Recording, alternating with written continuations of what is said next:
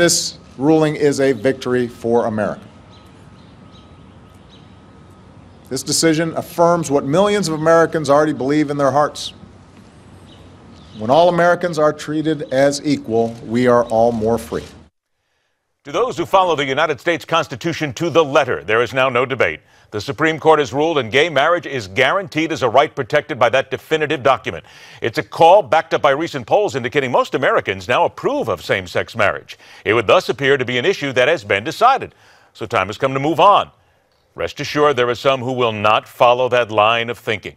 Welcome to the Hardline, then. The founder of PhillyGayLawyer.com, specializing in representation for the LGBT community, Angela Giampolo, joined by the Judicial analyst for Focus on the Family, the organization that has been staunchly anti-gay in much of its public discussion, Bruce Hausknecht. I thank you both for joining us.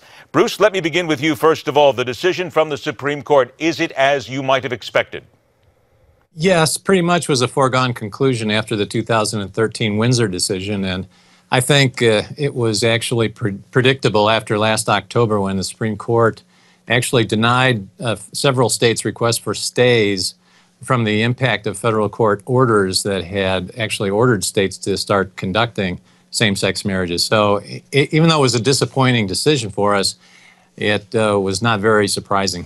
Why then, and if you would please, because people in America would like to know, why then would it be considered disappointing to your organization?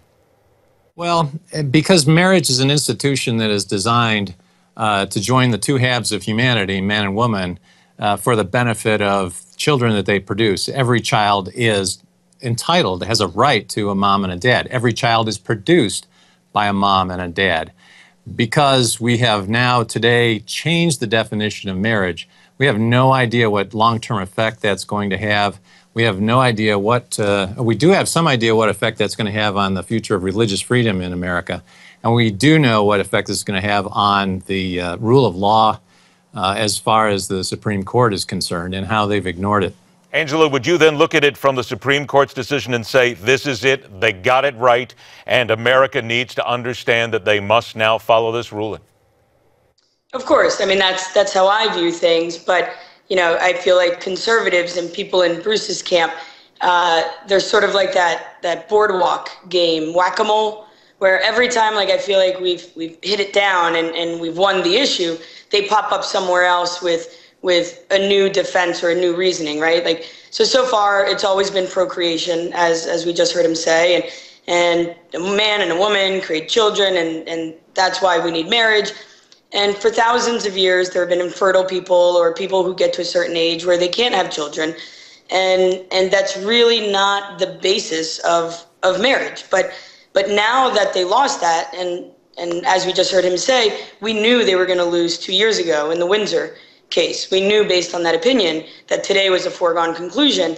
So in the last 2 years, knowing they were going to lose, now they've come up with the religious liberties, argument. And so truly, while I'm happy and while I'm telling all of my clients, rejoice, we won today, today's a good day, I'm also being negative Nance in the sense that I know Bruce's next wave of litigation will be pursuant to the First Amendment. Where does my 14th Amendment end and his First Amendment begin?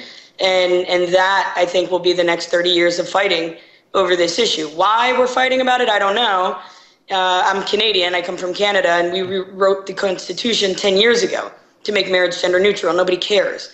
That's something that is in your home or in your synagogue or in your church, but who I choose as my life partner should in no way impact, offend, or bother people like Bruce. But it does, and so I think we just have a new wave of litigation on our hands. Bruce, let's do this then, and let's look at this from the legal aspect then, because Angela brings forth 30 years of litigation and more legalese that is bound to happen from this point. From your perspective as a judicial analyst, what then would be the reasonings, what then would be the ideas behind continuing to fight this? Well, this is the same type of issue as we experienced in 1973 when the court created a new right in the Constitution for abortion. Although suddenly all 50 states were forced to comply with the ruling, the cultural fight just started essentially at that point, and we've been dealing with trying to win the hearts and minds of the American public ever since. And I think we're doing a good job in that fight. But from a legal standpoint, though, where do you go from here? Well, we're going to, number one, have to deal with the onslaught of litigation, not from Christians, but from LGBT couples seeking to enforce what the Supreme Court has done in the states that formerly did not recognize it. There's going to be issues over rights and benefits that even those states aren't going to understand what's hit them.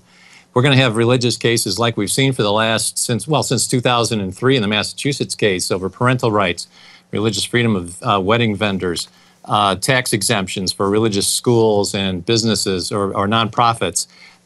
Run down the whole list. There's going to be state hostility toward religious conscience that goes contrary to this new sexual liberty decision from the Supreme Court. So, Angela, I've got about 90 seconds left here. Let me ask you then, with regard to certain churches, there are a lot of them out there who say that, quite frankly, we still will not abide by this. We believe it is our right as a faith institution to not follow the rule of law set out by the Constitution. How then do you address that? I mean, even today, after 30 years after Loving v. Virginia, when interracial marriages were allowed, you'd still be hard-pressed to find a rabbi that would marry a Jewish man and an African-American woman, let's say.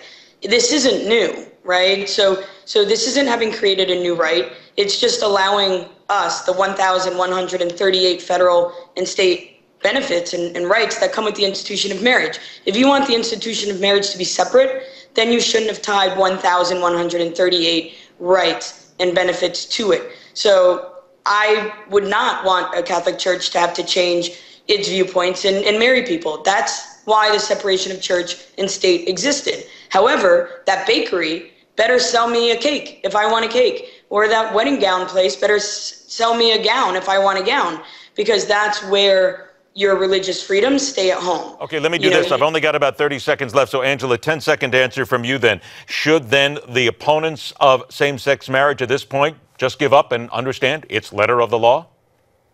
Absolutely, and live and let live. All right. I'm going to come to you now on Bruce, because the same question. With now what we've seen, 10 seconds, should you just surrender, give up, and understand this is what America wants it to be? Absolutely not. If we were truly living under live and let live, then we wouldn't have had this Supreme Court decision. We are going to go a long way on this. And again, I think, as Angela correctly pointed out, this is a fight that is indeed far from over, despite what the nation thinks in a lot of different polls. Angela Giampolo, Bruce Hausknecht, I want to thank you both for joining us. We will be in touch once again. Thank you. Ed. All right. And in the battle that goes on, it's important to note that in a lot of polls right now, America, well over 60% says they're okay with same-sex marriage. We'll continue this debate. Up next, ISIS once again ahead of the law. It's as the fastest 60 minutes in news continues.